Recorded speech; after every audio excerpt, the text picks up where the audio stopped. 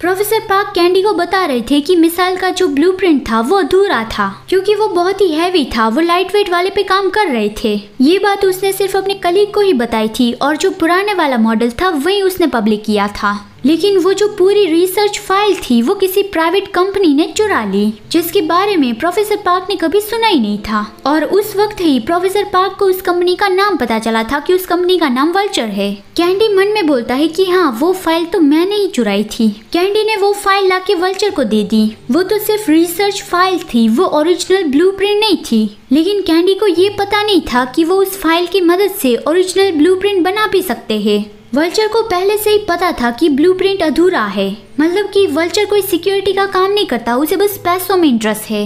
दूसरी ओर मैकलेन, जिसे पूरा ब्लूप्रिंट चाहिए, वो यहाँ पे कॉलमैन से मिलने आया था।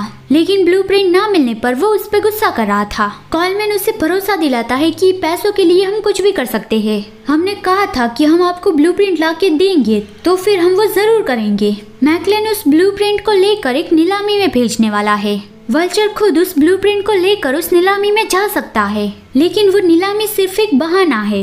मैकलेन असलियत में उस ब्लूप्रिंट को एक टेररिस्ट ऑर्गेनाइजेशन को देने वाला है। फिर वो टेररिस्ट ऑर्गेनाइजेशन मैकलेन की मदद करेगा। अगर सब कुछ प्लान के हिसाब से चला तो मैकलेन अगला प्रेसिडेंट बन जाएगा। इस तरह से वल्चर को भी बहुत सारे पैसे मिल जाएंगे। इसलिए वल्चर के पास कंप्लीट ब्लूप्रिंट होना चाहिए। लेकिन कैंडी ने अभी वल्चर के लिए काम करने से मना कर दिया है, मतलब कि कैंडी वल्चर के लिए कुछ भी काम का नहीं है, तो फिर उसे रास्ते से हटाना होगा। लेकिन कॉलमैन ने कहा कि उस बारे में मैं जल्दी ऑर्डर दूंगा, अभी तुम अपनी पोजीशन पे वापस जाओ। और फिर कॉलमैन कैंडी के बारे में सोचने लगा कि वो किस लायक है। दूसरी ओर प्रोफेसर पार्क कैंडी को बता रहे थे कि कंप्लीट ब्लूप्रिंट के लिए उन लोगों ने हाजुन पे हमला करवाया था। अपनी फैमिली की जान खतरे में देखकर प्रोफेसर पार्क कोरिया वापस आ गए थे। लेकिन तब भी प्रोफेसर पार्क को ये पता नहीं था कि कौन लोग उसका पीछा कर रहे हैं।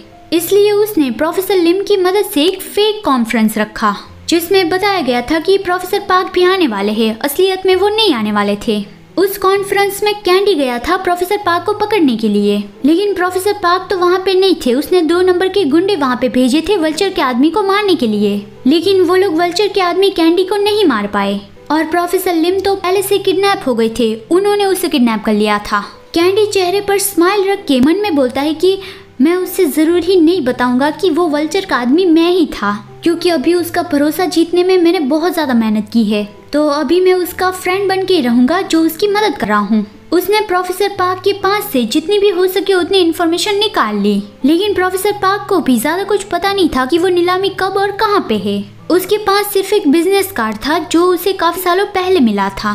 कैंडी ने उसे बताया कि मुझे बस इसलिए ये सब कुछ जानने की जरूरत है ताकि मैं आपको अच्छे से सेफ रख पाऊँ। और कैंडी ने ये भी नोटिस किया कि हाजुन की कुछ आदतें उसके फादर पार्क चोलो जैसी भी है। हाजुन भी अपने फादर की तरह टोमेटोज आखिर में खाता है और अपने कैपुचिनो में ज्यादा सिनेमन छिड़कता है।